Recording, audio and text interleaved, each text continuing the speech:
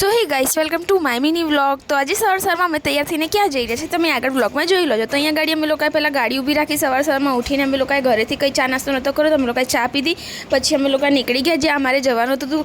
શાયદ તમને લોકોને ખબર પડી ગઈ હશે કે અમે લોકો ક્યાં જઈએ છીએ। તો અમે લોકો મંદિરે જઈ રહ્યા છીએ ડાકોર। આજ ભીમ 11 છે, તો ફ્રેન્ડો સાથે મેં વિચાર્યું કે એકવાર ડાકોર જઈ આવું। તો હું ફ્રેન્ડો સાથે આવી ગઈ ડાકોર, પણ અમે લોકો આવ્યા ત્યારે મંદિર ખુલ્લું નહોતું। તો પછી અમે લોકો આ નદી આગળ જઈને થોડા બહુ ફોટો પાડ્યા અને વિડીયો ઉતાર્યા। ત્યાં સુધીમાં મંદિર ખુલી ગયું। પછી અમે લોકોએ પૂજાનો સામાન લીધો, પ્રસાદી અને ફૂલ। પછી અમે લોકો મંદિરે ગયા, અંદર લાઈનમાં ઊભા રહ્યા। એટલી બધી ભીડ હતી ગાઈસ કે શું તમને કહું, મેં વિડીયો બી એટલા બધાના અંદર ઉતારી શકી। અમે દર્શન માટે ગયા તો હું અને મારી ફ્રેન્ડ એટલા દબાઈ ગયા કે શું કહું ને। સૌથી વધારે ગયડા માણસો એટલી ધક્કમધક્કી કરતા હતા ને, અમને સરખી રીતે દર્શન બી કરવા ના મળ્યા। પછી અમે લોકો ભીડમાંથી બહાર નીકળીને પછી ત્યાં ગાડી નદી આગળ ફેરથીને ફોટો અને વિડીયો ઉતારીને ગયા।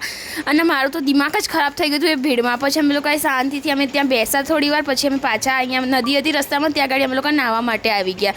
તો આજનું એટમોસ્ફિયર એટલું મસ્ત હતું કે બહુ જ મજા આવી ફરવાની।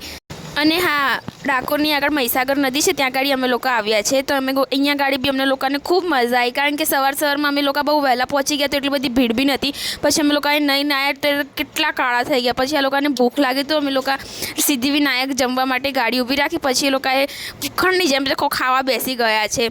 પછી ત્યાંથી જમીને અમે લોકો ઘર માટે નીકળી ગયા। તો મળીએ આવા જ વ્લોગ માટે રાતે રાતે।